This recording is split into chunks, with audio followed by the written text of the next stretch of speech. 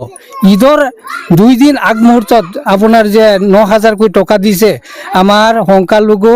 যিসকল মহিলা আছে তেওঁলোক খুব আনন্দিত কৈছে হিমন্ত বিশ্ব শৰ্মা আজি নহয় একদম আজীবন কালৰ কাৰণে যদি মুখ্যমন্ত্ৰী হৈ থাকে আমি তাৰ বাবে আমি সাপোৰ্ট কৰি থাকিম লাগিলে প্ৰধানমন্ত্ৰী হওক কিন্তু আমাৰ কোনো আপত্তি নাই তেওঁ যেনেকুৱা মানুহ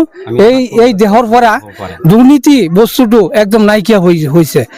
এই যে কংগ্ৰেছৰ দিনত চাওক এটা গড় পালে এজন দুখীয়া মানুহ যদি গড় পায় তেনেহ'লে আপোনাৰ 20,000 টকা 15,000 টকা তেখেতে লৈ যা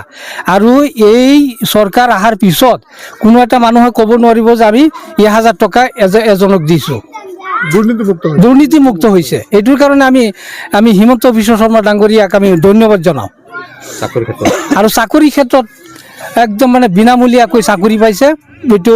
100% এইটো সকলো ৰাইজে জানে আৰ আমিও এইটো মানুহৰ আৰু আমাৰ অতি মৰমৰ অতি আদৰৰ মুখ্যমন্ত্ৰী হিমন্ত বিশ্ব শৰ্মা দ্বিতীয়বাৰৰ কাৰণে মুখ্যমন্ত্ৰী হৈছে আমি 100% আশাবাদী যে আমাক অতি মৰমেৰে তেওঁ এক চকুৰে চাই পেলাই সংখ্যালঘু ৰাইজ আশাবাদী যে সংখ্যালঘুৰ কাম বন কৰিব বুলি আমি 100% আশাবাদী আৰু আজি দেখা গৈছে আপোনালোকে বিজয় উৎসৱ আমি আজি বিজয় উৎসৱ মানে আনন্দিত সহকাৰে আমি পালন কৰিছোঁ দ্বিতীয়বাৰৰ বাবে আমাৰ মামা মুখ্যমন্ত্ৰী আকৌ মানে শপত গ্ৰহণ কৰিছে আজি আমাৰ এটা আশাবাদী যাতে তেখেতে এটা চকুৰে চাই আমাৰ ফালে সেইটোৱে একটা আশাবাদী আমাৰ ঈদৰ 2 দিন আগ মুহূৰ্তত আপোনাৰ যে 9,000 কোটি টকা দিছে আমাৰ সংখ্যালঘু যিসকল মহিলা আছে তেওঁলোক খুব আনন্দিত কৈছে হিমন্ত বিশ্ব শৰ্মা আজি নহয় একদম আজীবন কালৰ কাৰণে যদি মুখ্যমন্ত্ৰী হৈ থাকে আমি তাৰ বাবে আমি সাপোৰ্ট কৰি থাকিম লাগিলে প্ৰধানমন্ত্ৰী হওক কিন্তু আমাৰ কোনো আপত্তি নাই তেওঁ যেনেকুৱা মানুহ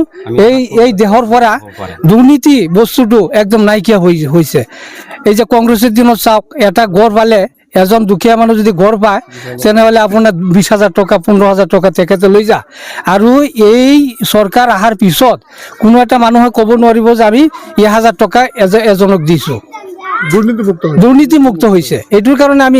আমি হিমন্ত বিশ্ব শৰ্মা ডাঙৰীয়াক আমি ধন্যবাদ জনাওঁ আৰু চাকৰি ক্ষেত্ৰত একদম মানে বিনামূলীয়াকৈ চাকৰি পাইছে এইটো 100% এইটো সকলো ৰাইজে জানে